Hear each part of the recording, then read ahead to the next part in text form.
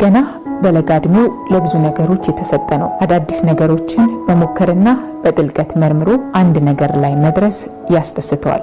ከምንም በላይ ለኪነ ጥበቡ ልቡ ይሸፍታል። ይህ ዛሬም ድረስ አብሮት አለ። ስሜ ውድነህ ክፍሌ ይባላል። ዛሬ ማቀርብላችሁ ስለ ኢትዮጵያ የቲያትር ታሪክ ነው። 25 ዓመት ምናምን አካባቢ ጀምሮ ነው ከውድነህ ጋር የምንተዋወቀው። በዓሉ ግርማ የሚባል የቲያትር ቡድን መስርተው ከኔ ያኔ አማተር ጻፊ በነበረበት ጊዜ እዛ ውስጥ ነው ማቀው። ሊሆን አይችልም አታደርጊውም ደፍረሽ ቤቴ ድረስ አትመጭ። ፎቶን በማየት ነበር ማቀው። እንግዲህ ከባቢሎን በፊት የነበሩ ስራዎቹንም ትንሽ ልጅም ሆኜ እሱን ስራዎች አያለ የምንተዋወቀው ከ35 ዓመት በፊት ጀምሮ ነው። በ78 አካባቢ እኔ በስነ ጽሁፍ እሱ ደግሞ በፈጠራ ስራ። አጋጣሚው ምንድነው? የሞጋቾች ድራማ ከ49ኛ ክፍል ጀምሮ ውድነህ ክፍሌ የሚሰራው እስከ 191 ድረስና ያኔ ደራሲ በመቀየር ሂደት ውስጥ ነው ከውዴ ጋር የተዋወቅ ነው። በጣም ፈልግሻለሁ ለጥብቅ ጉዳይ። አንቺ ደግሞ ምን መርዶ ልትነግሪኝ ለጥብቅ ጉዳይ የምትፈልጊ? ልጅሽ ሌጋ ናት አውቃለሁ። ከአገር ፍቅር ነው የምደውልልህ። መርነጋሽ እባላለሁ። የቲያትር ክፍል ኃላፊ ነኝና ስክሪፕት የለምና የደፈረሱ አይኖች የሚል ቲያትር ስክሪፕት ሰጠን። እኔ እዛ ላይ እርግጥ አልተሳተፍኩም ነበረ። ያ ቲያትር እንዲሰራ ሆነ። ከዛ ጊዜ ጀምሮ ነው ማቀው። አንተ ቆፋልክ ዶሮ ሂድና እንቁላል ፈልግና ታቀፍ። እሱ በቴሌቪዥን ይታይ የነበረው በፈጠራ ስራ ነው። ከወዳደቁ ዕቃዎች አንዳንድ ነገሮችን በመስራትና ከሰራቸው ብዙ ነገሮች ሰርቷል። እኔን የሚመስጠኝ ካሜራው ነው። ካሜራ ሰርቶ ነበር በሰርዲን ቆርቆሮ እና የውድነህ ካሜራ በደንብ ነው የምታነሳው፣ ግን እንድትነቃነቅ ያትፈቅድልሽም። እንዲ ካልሽ እንዲንም ደራርባ ከማንሳቷ በቀር በጣም ቆንጆ ካሜራ ነውና ያን ካሜራ ያንን ተሰጥኦ ያለው ልጅ ብናሳድገው ጸሐፊ ተውኔት ብቻ ሳይሆን ሳይንቲስትም እናፈራ ነበር። ምክንያቱም ውጭ ሀገር እነ ዳቪንቺ ሰዓሊ ናቸው፣ ደግሞ ሳይንቲስት ናቸው። የተለያየ የጥበብ ስራዎችን ይሰራሉ፣ ደግሞ የፈጠራ ስራዎችን ደግሞ ይሰራሉ በሌላ መልኩ። ሌላ ፕሮፌሽን ውስጥ ሆነው አርትን ለሆቢያቸው የሚሰሩ አሉ። እሱ ለሆቢው አይደለም የሚሰራው፣ የተፈጠረበት ነው። ለኑሮ ለህይወቱ ለደስታው ነው። መሐንዲሱን ብትዩ አይሆንም፣ ሐኪሙን ብትዩ አይሆንም። ይሄ ደራሲ ነው። ለዛም ነው በዚህ ደረጃ ቲያትሮችን አበርክቶቱ ከፍ በማለቱ እንደ ሀገር አምራች የሚል ቅጽል ስም የተሰጠው ለዛ ነው። ወይንሳ ቦታ አብቀኛ ወይ እንዲህ እንደተንገላታው ልድባክ እንደው እናቴ እንደው አንተ ጋር ተስማምቼ መሄድ ምን አለ? አይ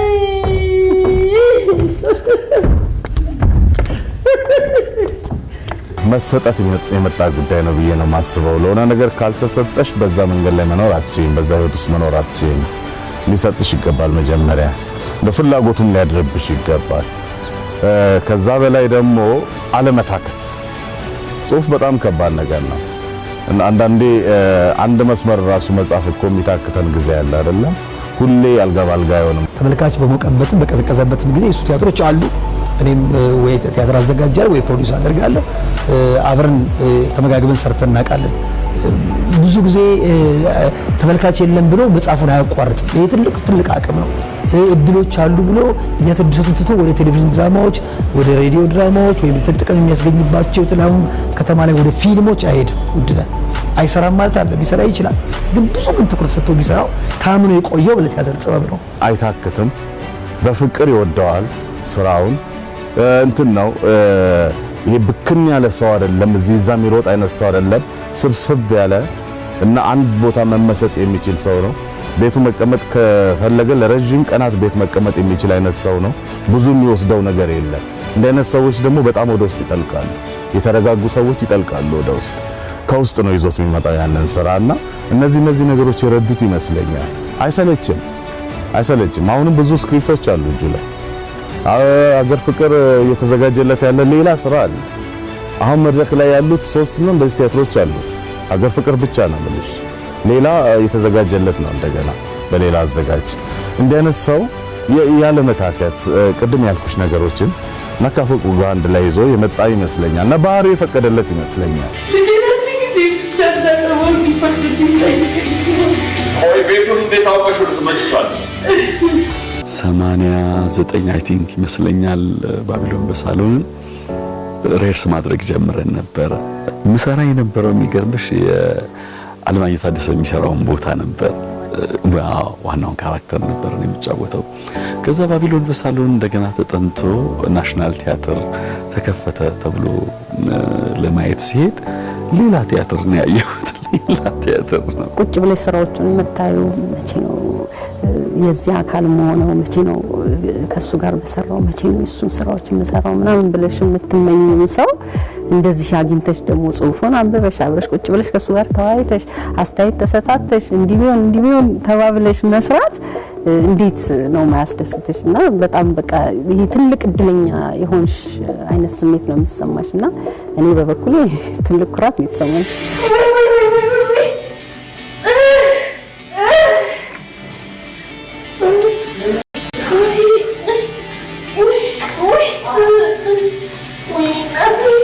ዘመኑ ካወቁት በኋላ ብዙ ጊዜ የሱን ስም በመስማት የሱ ቲያትሮች በታዩበት ቦታ ሁሉ ውድነ የሚለው ነገር ሁሉ ጊዜ ያውዛው ዘርፉ ስላለው አውቀዋለሁና መቼ ነው ከሱ ጋር መስራት የምፈልገው የሚል ከፍተኛ ኢንተረስት ነበረኝና የመጀመሪያ የሱ ስራ የሰራሁት የሌሊት ሙሽሮች የሚል ቲያትር ነው።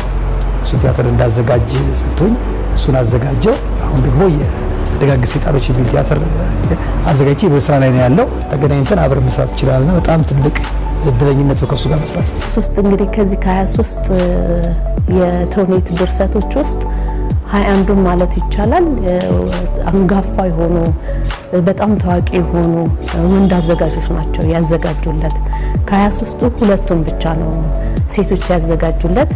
አንዷ ኤልሳቤት መላኩነት የታፈነች ጩኸትን መዘጋጃ፣ በሀገር ፍቅር ደግሞ አሁን ቅርብ ጊዜ በመድረክ የተመረቀው የደመና ዳንኪረኞች እኔ ነኝ ያዘጋጀውለት። ዝግጅቱ የሱን ስራ የመጀመሪያ ያዘጋጀውት የሳቅ ጀንበር እሱን ሰራን። ከዚህ ከፖፑሌሽን ሚዲያ ሴንተር ጋር ላይ ተባብረው የሰሩት ስራ ነው የሚሆነው። እዚህ ሀገር ፍቅር መድረክ ላይ ነው የቀረበው። በጣም ጥሩ ስራ ነው። በጣም ጥሩ ስራ ነው። ከዛ በኋላ ቅጥልጥል ኮከቦችን አዘጋጅቻለሁ። ከዚህ ከፊልም ጋር ነው እንደውም ተቀናጅቶ የሚሰራው። በጣም በጥናት ነው ይዞ የመጣው። ከኩላሊት ምናምን ጋር ተያይዞ ያሉ ጉዳዮች ናቸውና እነሱን በደንብ አድርገን ሰራን። ትላልቅ ባለሙያዎች ነበሩ። ብሔራዊ ቲያትር ነው የቀረበው። እንግዲህ ለሶስተኛ ጊዜ ደግሞ አሁን በዓሉ ግርማ ቤርሙዳ ላይ ተገናኝተናል። መብራቱ ይጥፋና እንጀምር። በቃ ውስጥ ሬዲ ናቸው አክተሮች። መጽሐፌ ሳያነቡ ነው ጠላቶቼ እኔን ለማጥፋት ከየጉሩ የተሰባሰቡ። ስለዚህ በቁጥጥር ስር የዋልከው ኦሮማይ በተሰኘው መጽሐፍ እንደሆነ አውቃለሁ ማለት ነው። ወድባል እንደምትተባበረኝ እርግጠኛ ነኝ። ሁሉም ቲያትሮች ውጤታማ ነበሩ። ባቢሎን ረጅም ጊዜ በመቆየቱ ነው ከሌሎች ቲያትሮች የሚለየው እንጂ ከባቢሎንም በተሻለ ሰሩ በጣም ብዙ ስራዎች አሉት። አሁን በቅርቡ እንኳን የወጣውን ቤርሙዳ በዓሉ ግርማ ላይ የተሰራውን ብታይ ከዝግጅት አኳያ ብትጂ በጽሁፉም ብታይ በጣም ደሳል የሆነ ሀሳብ ያነሳበት ነው። ማናችንም ያው ትልልቅ ቦታ ደርሰን ኑሯችንን አሸንፈን ትዳር ስንይዝ በቤት ውስጥ ልጅ ነው ቤቱን የሚያደምቀው ማለት ነውና ያንን ሀሳብ ነው ይዞት የመጣውና በጣም የሚያሳዝን ታሪክ ነውና ይዟቸው የሚመጣው ሀሳቦች የሰውን ልብ የሚነኩ ናቸው። ውድነህ በባህሪው አንድ አይነት ቴክኒክ የሚደጋግም ሰው አይደለም። ለምሳሌ ታፈነ ጩኸት ላይ የምታየው ውድነህ ሌላ ነው። ባቢሎን በሳሎን ላይ የምታየው ሌላ ነው። የበዓሉ ግርማን ስታይ ሌላ ነው። ሌሎቹንም እንዲሁ በየዘርፉ ስታይ ልጁ ሰፊ ስለሆነ እንትኑ እየቀያየረ ነው የሚሰራው። ስለዚህ ሁሉንም በየዘርፋቸው የየራሳቸው መልክ አላቸው። እንዴት ነው ያረጋት እናንተ እንዲህ ብላኝ እንዴ? ውዴ ከምንም በላይ ለኔ ትልቁና አብሬው እንደሰራ ከሚያደርጉኝ ነገሮች አንዱ ስብዕና ነው። ፍጹም ትሁት፣ ከሁሉ ጋር መኖር የሚችል ካነሰው ጋር አንሱ፣ ከትልቁ ጋር ትልቅ ሆኖ እውቅና ወይ ደግሞ እሱ ባለበት ደረጃ ያለ ማንነት የማይበክረው መልካም ኢትዮጵያዊ ነው። በቃ ወዴን እንደዛ ብዬ ነው ልገልጸው የምችለው። መልካም ኢትዮጵያዊ በቃ ወንድም፣ እውነተኛ ወንድም፣ የክፉ ቀን ወዳጅ። እኔ እንግዲህ እንዳጋጣሚ ቲያትር አዘጋጃለሁ እንጂ በጣም ብዙ ሰዎች የሚያውቁኝ በተለይ የጥበቡ ሰዎች በፕሮዲውሰርነት ነውና ፕሮዲውሰር ደግሞ ትንሽ ከፍራንክ ጋር ከጥቅም ጋር ግንኙነት ያለው ነገር ነውና እዛ ላይ ትንሽ ያለው መረዳት ደስ ይለኛል በጣም። ስትከስሪ አብሮ ቢከስር ስትቸገሪ አይዞሽ የሚል ደራሲ ነው። እኔ ጽፍ ያለውና ይሄን ያህል ክፈሉኝ ብሎ የሚከራከር ሰው አለ። ለገንዘብ ያለው ነገር ብዙ አይደለም። እሱ ደስ ይለኛል። ይሄ ደግሞ መለመድ አለበት። ዛሬ ከኔ ጋር ነው ጸብሽ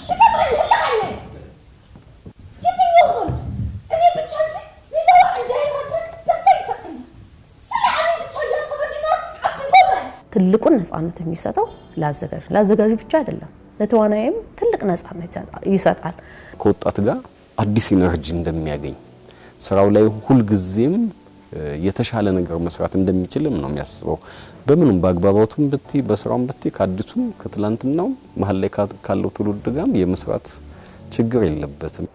እውነት ነው እንግዲህ አሁን በሰራሁባቸው ስራዎች ላይ አይቻለሁ። አንዳንድ ደራሲያኖች ጽሁፋቸው እንዲነካባቸው የማይፈልጉ ደራሲያኖች አሉ።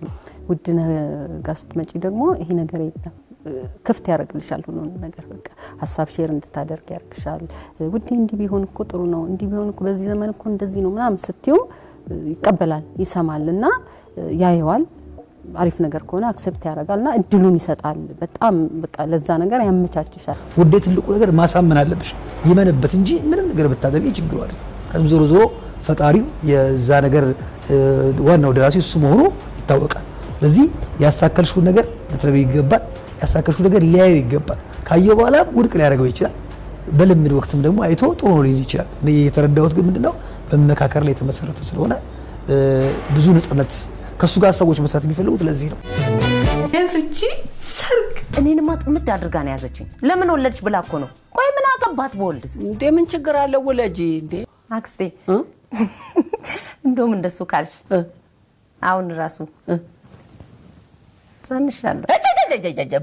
ምን አንቺ እጀች ቲያትሩ ከያዘው ጉዳይ ይልቅ ደግሞ የርዕሱ ጉዳይ በጣም የሚገርም ነው። በቃ እንዴት ነው ርዕሱን የሚያመጣቸው ብለሽ ነው የምትደነቂበት ማለት ነው። አሁን ለምሳሌ የዳመና ዳንኪራኞች ዳመና ላይ ዳንኪራ ሐሳብ ነው እና ሐሳቦቹ ናቸው በጣም ገዝፈው የሚታዩት። እዛ ላይ የማይሆን ዳንኪራ፣ ያልተጨበጠ ሐሳብ ወይንም በትክክል መንገድ ያልሄደ ያልሆነ ፍላጎት እንድታይ ነው የሚያደርግሽ።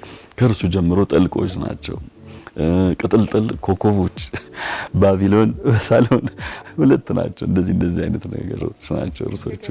ደጋግ ሰይጣኖች የዛ አይነት አለው። ደጋግ ብሎ ሰይጣን ደግ ሆኖ ያቀም ግን ኤክስፔክት እንድታረጊ ይቶኛል። ቲያትሩ ላይ ያሉትን ካራክተሮች እንድታስቢያቸው ያደርግሻል ቀድሞ ፕሌዩን ከማየትሽ በፊትና ዱልዱም ካራ ብዙ የሚያስገርሙ ርዕሶች አሉትና ለየት ይላል። ንጹሃን የተከበሩበት ንብረት የኔም ያንቺም አይደለም። ወደዛ ወደ እብደት ቋፍ ማን ገርፎ ይመስላል?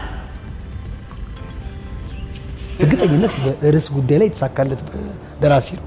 አንዳንዶቹ ደራሲዎች ይጽፉና ርዕስ ማውጣት ላይ ይቸገሩ ይችላሉ። ተዋናይ ሊያወጣው ይችላል፣ አዘጋጅ ሊያወጣው ይችላል። ርዕስ ትልቅ ኢሹ ላይሆን ይችላል። ግን የሱ ደግሞ አንድ ነገር ስክት የሚልበት ነገር አለ። የቼዛ ዓለም ብትወስጂ አሁን ነጭ ጥቀርሻ፣ የታፈነ ጩኸት ደግሞ የሚላለ በጣም ትልቅ ማስተርፒስ የሆነ ስራው አለ። ኤልሳቤት መላኩ ያዘጋጀችውና ብዙዎቹ ቲያትሮቹ በጣም በተለየ መንገድ ቲያትሩና ርዕሱ ተመሳሳይነት ያላቸው ደግሞ የሚጮሁ ሰው በጣም ርዕሱ ሲያይ ወይ ቲያትርማ ገብቻ ያዋለው ብሎ እንዲያስብ የሚያስችለውና ይሄም አንድ ትልቅ ብቃቱ ነው። ነገራችን በጣም ነው የሚገናኙት። ጠብቀሽ እንድትመጪ ያደርግሻል። እዛው ላይ መልሱን ታገኛለሽ። ምን እንደሆነ የሚገባሻል። አሁን ጀስት የዳመና ዳንኪረኞች ብለሽ ሚውዚካል ድራማ ነው የሆነ ነገር ነው ምናምን ያለሽ ውስጥ እና እንድታስቢ ሆነሽ ነው የምትመጪው። እንድትዘጋጂ ምን እንዳደረገው ምን አገናኘው እንዲል የሚለውን እንድታስቢ ሆነሽ ትመጫለሽ። ፕሌዩን ስታዩ ግን መልስ አግኝተሽ ትሄጃለሽ። አሃ እንድትይ ትሆኛለሽ እና የገለጸበትን እና ለዛም ነው እሱ ውስጥሽ ቀርቶ የምታገኙ። ለዛ ነው ፕሌዩን በተለይ አይተሽው ርዕሱንም መጀመሪያ ሰምተሽ ስለምትመጪ በቃ ይገናኝልሽና እንዳትረሽ ሆነሽ ትገኛለሽ። ጆሮ ግንዴ ላይ ሂጂ ነይ እኔ እንደ አይነት ነገር አለሽ ይሄ ነገርሽን ወይ አውጪው ወይ ዋጪው። ጸሐፌ ተውኔት ውድነህ ክፍሌ ከዚህ ቀደም ለተመልካች ካደረሳቸው የተውኔት ድርሰቶች መካከል ነጭ ጥቀርሻ፣ ሞተ ሞት፣ ከዋርካው ስር፣ የቼዝ ዓለም፣ የታፈነ ጩኸት፣ ስጦታ፣ የለኝም፣ ብትንትን፣ ጥፍር፣ ቀጣሪው፣ ንጋት፣ መርዛማ ጥላ፣ አልነጋምና የሳቅ ጀንበር፣ የስለት ልጅ ተጠቃሽ የተውኔት ስራዎቹ ናቸው። ከተከታታይ የቴሌቪዥን ድራማዎች ውስጥ ደግሞ ግማሽ ጨረቃ፣ ሞጋጅ፣ የሌሊት ጧፍ፣ ፍቺና ሰርግ የሚጠቀሱ ናቸው። ጸሐፌ ተውኔት ውድነህ ክፍሌ ለኪነ ጥበቡ ዘርፍ ላበረከተው አስተዋጽኦም የአዲስ አበባ ባህል ኪነ ጥበብና ቱሪዝም ቢሮ በ2016 ዓ.ም የክብር ዲፕሎማ እውቅናን አበርክቶለታል። ሌሎች ሽልማቶችንም በስራው አግኝቷል። አንቺ ግን አንደምሽናው ያስተረኝ ኮኔ እኮ ደሞ ላይለኛ ሚስጥር ፈልግሻለሁ ይለኛል። ሚስጥር የምን ሚስጥር?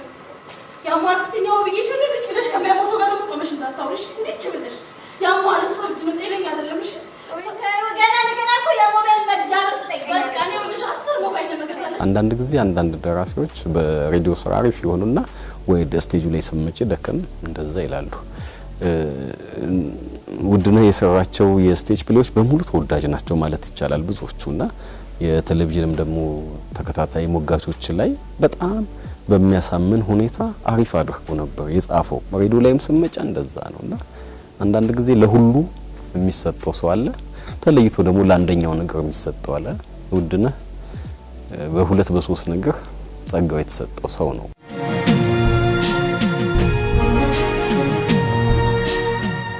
ወንጀል የተፈጸመው አንቺ ቤት ነው። ስንድ ታምሻል እንዴ? ስንት ነገር ተመካክረን ስንት ነገር በልጅ አልደራደርም። ዘመንን የዋጀ ደራሲ ነው። አሁን ባለው ቴክኖሎጂ ውስጥ ዘመናችን እየፈጠነ አይደል ያለው። ድሮ ከመጀመሪያው ጀምሮ የነበረውን ይዞ ቁጭ ያለ አይደለም። ይሄንንም ዘመን እየዋጀ የመጣ ነው። ማህበራዊ ሚዲያዎች ላይ አታጩ በእያንዳንዱ እንትን ውስጥ ሲያገባው ታያለሽ።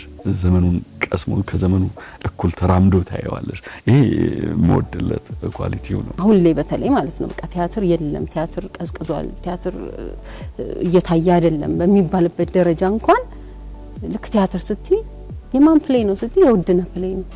እኔ በአብዮቱ አላምንም። እኔ ማምነው እኔ ለፈጠረኝ ፈጣሪ ነው። ይታወቃል የአብዮቱ ጠላት ነሽ። ዋ ናሽናል ቲያትር ስትመጪ ውድነህ አለ፣ ቤቱ ነው። ሀገር ፍቅር ስትመጪ ቤቱ ነው። ሲቲዮል ራስ ቲያትር ቤቱ ነው። ሁሉም ጋር አለ፣ ስራዎቹም አሉ፣ እሱም አለ። የለም አታዩም ግን አለ፣ ስራው አለ። በቃ የሆነ ሙልት ብሎ ታገኘዋለሽ ውድነህንና ያስገርመኛል ይሄ ነገሩ። በቃ ሐሳብ አያልቅበትም። አንተ አቤት ምን ያርክ ነው ግን? ተገኘ ተብሎ እኮ ሁሉም ነገር አይበላም አይጠጣም። አትታዘቢ እንጂ ሉይ ቢራ ጠጥታል እኮ እንደገና ጭማቂና ቺፕስ።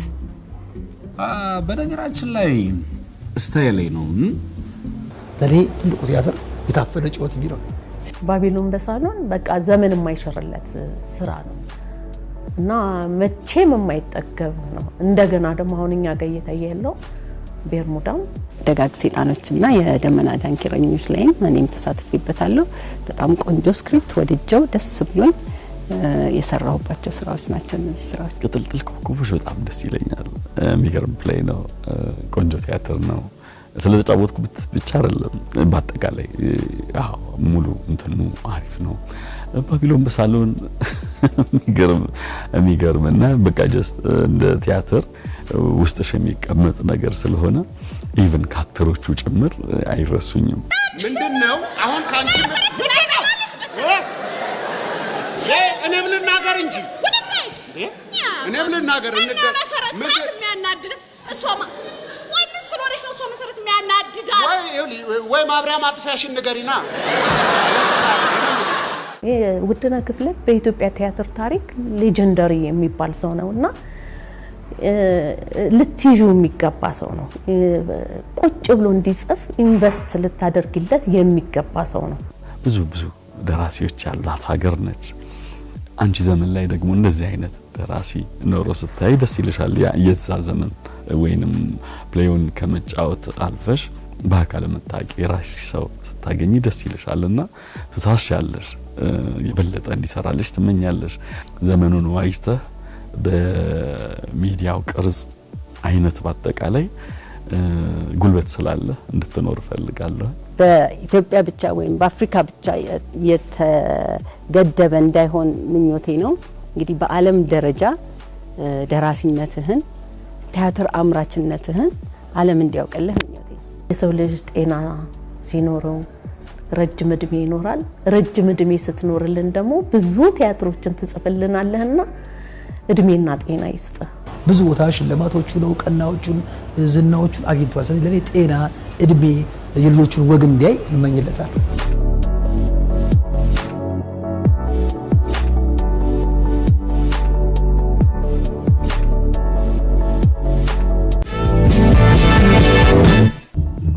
አንቺ ልጅ! አቤት እማዬ። እትዬ እስኪመጡ እኮ አሁን ያሟሹ ብዬ ሂጂ እባክሽ ወደዛ። ነይ ነይ ነይ ነይ። እኔ ለቤቱ ክብር ስል ነው እምቀምሰው። ደሞስ ምናምን ጨምራበት እንደሆነ እኔ በምን አውቃለሁ? ኧረ እማዬ እንደዚህ አይባልም። ዝም በይ ዝም በይ። ቋቹም ንጹህ አይደለም። ጉድጓድ ነው እንደምትጠቀሙት።